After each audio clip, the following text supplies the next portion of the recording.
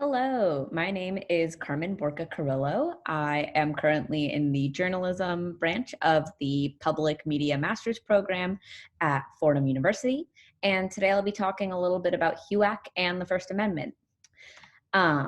Before we get to talking about the thornier ideas of communism and even HUAC itself, I wanted to speak a little clearly about the event I'll actually be covering today. So there were a lot of attempts to root out communism in the 40s and 50s in the US. I'm going to be speaking specifically about the Hollywood 10 and sort of the repercussions of this very targeted pivotal moment in sort of cultural and political history. And so I guess the first question to really ask is why I decided to research HUAC in a class about the First Amendment. And the very simple answer is that I just really like film history. I have done a lot of studies on censorship, on what can and can't be shown on screen, and how that kind of affects cultural perceptions of what an era looked like or what a country's history might look like. And I think that this was a really interesting example of a very specific targeting of Hollywood and of movies as sort of a cultural art and a cultural moment at a time of extreme polarization in this country. So I thought that it would be interesting to look at the conversations about the First Amendment that kind of already took place. But the more that I got into my research, the more I realized it's very much an ongoing conversation and something that I think people watching this video will also kind of hear hints of familiarity of things that are going on today. So without further ado, let's get to talking about communism, un-Americanism, and HUAC in the United States. So very quickly, I kind of wanted to set up a context, a history. Of course, this is a 15-minute video, so if you're looking for a more in-depth idea of what the Cold War was like, I highly suggest going to read Ernst Giglio's book, Here's Looking at You, specifically the chapter on the Red Scare. It's much more in depth, but just to get a general idea of what was going on, I'll be talking about the Cold War, which kind of sprung up out of World War II when it ended. The world kind of split off into this polarized idea of communism and anti-communism as two antithetical ideals. And the US really took the helm on this idea of anti-communism, as you can see in this political cartoon here. The theory of containment, which was basically the idea of containing communism to the countries that had already, quote, infiltrated. Of course, that is a very different history in and of itself, and if you're interested in reading that, I really do suggest the book from earlier. But I wanted to bring up this idea of communism and anti-communism as polar opposites, and the USA helming anti-communism, really transforming the opposite of communism into something that was anti-American and therefore un-American, something that really became a buzzword in the 40s and 50s. And then two other things I really quickly wanted to bring up was that McCarthy is really a buzzword and a buzz name around this era, but he didn't complete his speeches until 1950. And the hearings that we'll be talking about happened in 1947. So McCarthyism, while a larger cultural context that we'll be talking about, is not immediately linked to the HUAC hearings in Hollywood, of the Hollywood 10. And then finally, Hollywood is kind of the last piece of this puzzle. It's always kind of been a hotbed of gossip about political and social upheaval in this country, from times of unionization in the 1890s and the 1830s. So just to kind of put forth that idea of communism being targeted in Hollywood wasn't too surprising when it came out, or too out of left field. But with that in mind, I want to talk about the history of communism in the US. And it might seem a little strange to do this, but I'm going to be going back to 1919 very quickly, but I think it'll make sense later. Communism in the US has really historically echoed itself in the ways that it's been spoken about. And I think that this is the most clear between the first and the second Red Scare. So the first Red Scare took place here in 1919, right after World War I. And the second Red Scare took place in the 40s during the Cold War. So these are kind of the two eras I'll be talking about. The American Communist Party was established in 1919, so basically just in time to be investigated during the first Red Scare by this Overman Committee. The Overman Committee was one of many iterations of the HUAC committee before it had that name. And this committee was created to investigate Bolshevism in the US and keep the, quote, Red Terror of Russia, end quote, out of the US. This committee was also working under the Sedition Act of 1918, which forbade the use of, quote, disloyal, profane, scurrilous, or abusive language, end quote, about the US government, its flag, its armed forces, etc., or anything that would cause others to view the American government or its institutions with, quote, contempt. And this is just kind of an idea to keep as we keep looking forward. So the Overman Committee came out with this report that decided that those opposed to the government, the Russian government at the time, or who failed to render it wholehearted support are completely suppressed and absolutely powerless. And that policy denies the existence of any inalienable right to the Russian citizen. So I think that looking at the Overman Committee is really beneficial in looking at conversations about communism, because it really put forward this first idea that continued to be echoed, that communism was something that was not compatible with American liberty as it was seen at the time. And because so much of American liberty and democracy is kind of rooted in the Bill of Rights and the First Amendment, it really set up communism as something that could never coexist with democracy, and therefore Americanism. So as we kind of look forward into the House on Un-American Activities Committee, we might want to keep in mind this idea of conflating liberty and democracy with Americanism as a whole. And just to recap that, basically just saying that these two things could never coexist. And this is an important idea moving forward. Before we get into the actual First Amendment strife at the HUAC hearings, I did want to kind of do a vocab lesson of the key players at HUAC, just because there are a couple of names that keep getting thrown around, such as HUAC. What is it? It's the House Un-American Activities Committee, just colloquially known as HUAC, and this was a committee of the House of Representatives. So they are the ones that are really helming this idea of finding the communists in Hollywood. On the same side of anti-communism was the Motion Picture Alliance for the Preservation of American Ideals, or the MPA. These are what are called the friendly witnesses in kind of popular language, and they formed, quote, to defend the movie industry against communist infiltration, end quote. And so this was a group of very rich, very well-known individuals, such as Walt Disney, who really gave the names of those suspected communists. A lot were actually later redacted, that kind of put the HUAC hearings into motion, and they kind of tried to establish themselves as anti-communist.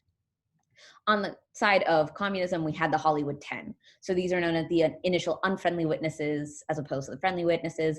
They did have concrete known ties to the Communist Party of the United States, and they are the ones who will cite their First Amendment rights in the battle that we will see upcoming. And then finally, I did want to point out that there was the Committee for the First Amendment, the CFA, which was kind of a parallel to the MPA on the anti-communism side.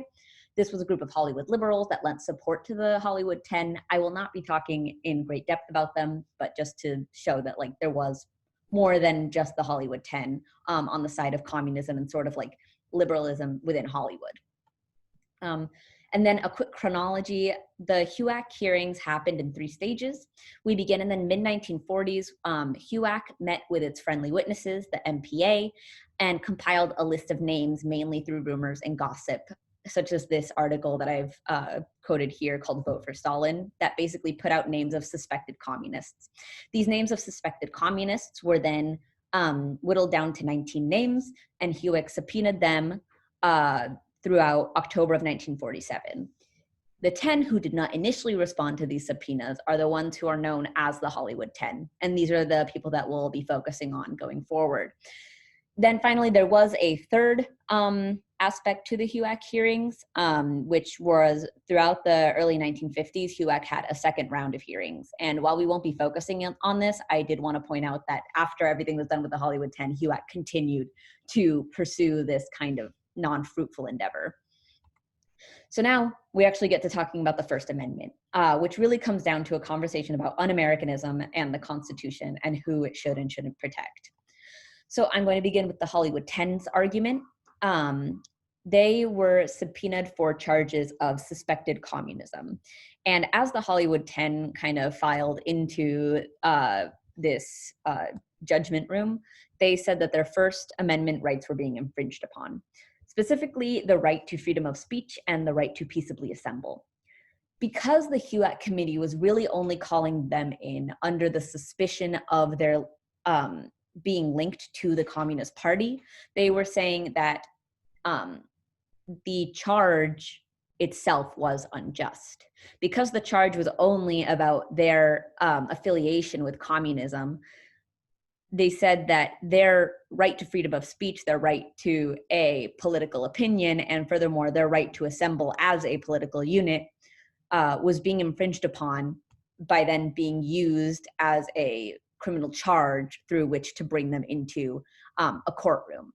So because of this infringement, the Hollywood 10 said that they had a right to refuse questions pertaining to an unjust charge in the first place. This right to refuse questions was incredibly important to their defense, because once you got into a HUAC room as an interviewee, they were going to ask you, are you a communist? If you said no, you were immediately held in contempt of court or perjury, especially if you were one of the Hollywood 10, because there were registered ties to the Communist Party. Of course, if you answered yes, then you were just subject to further interrogation and eventual criminalization under a government that was supporting anti-communist endeavors. So it was kind of an inescapable trap once you were in the room and you were forced to talk.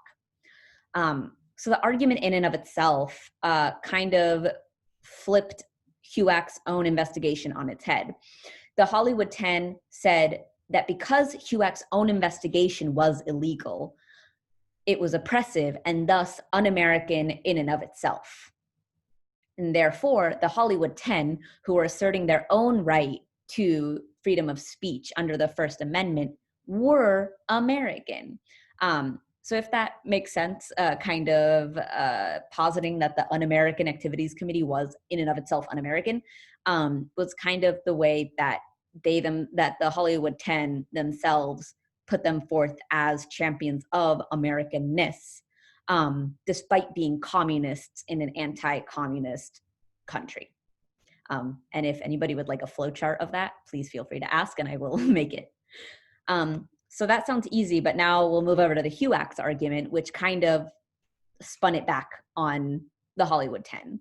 The HUAC committee really, or I should say HUAC, based its argument on the 1940 Smith Act, which was a wartime act for World War II that said anybody who willfully advocates the idea of overthrowing or destroying the government of the United States should be imprisoned. And basically what this said, what HUAC said was then that communism was by definition one of those ideologies in the popular sphere that meant to overthrow the American government. Calling back to that idea of communism being antithetical to democracy and therefore Americanism in and of itself, that communism could not coexist with American ideals of freedom of speech. And that communism in and of itself was an ideology that meant to overthrow the American government and way of life. Once HUAC had that settled, it said that because of the Smith Act, people who aligned themselves with communism really didn't have a right to privacy of political belief. And therefore, when they subpoenaed the Hollywood 10, they could ask them whatever they wanted because HUAC was a matter of national security and protection of that Americanness that communism meant to overthrow.